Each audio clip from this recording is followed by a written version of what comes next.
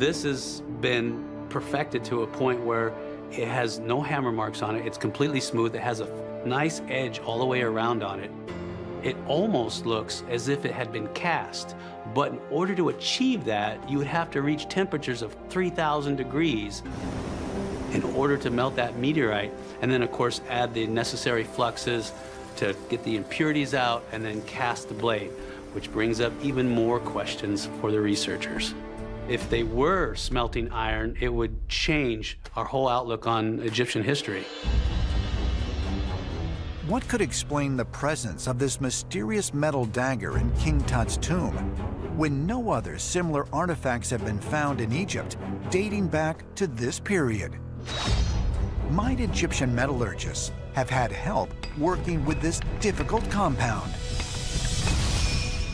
Ancient astronaut theorists say yes, and suggest stories found throughout the ancient world reveal that extraterrestrials taught our ancestors the secrets of metallurgy in order to help move society forward.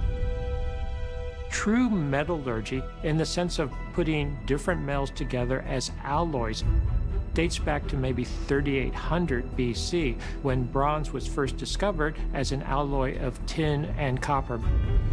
Maybe the second most important development after the harnessing of fire.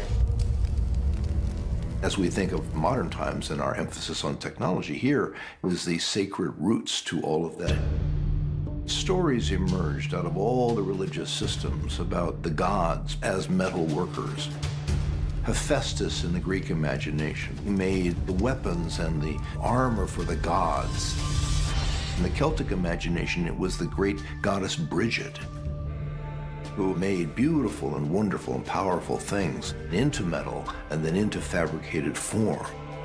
In Japanese lore, Kanayago came to Earth to teach the people metalworking. There seems to be a ubiquitous understanding from ancient cultures that metallurgy is from the heavens. Could there be some tie that in the past, certain abilities were originally brought to man, possibly by extraterrestrials, and things we would create had a certain energy or myth about them that still is alive today?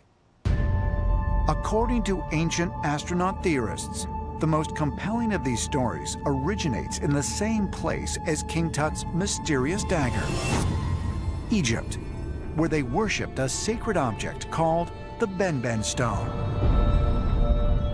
Ancient Egyptian texts describe the Benben stone as a meteoric iron object that belongs to the heavens.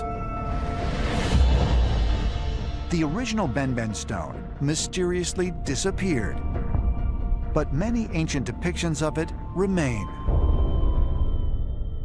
The Benben stone has a very strange origin. It is thought that the Benben stone descended from the sky like a firebird.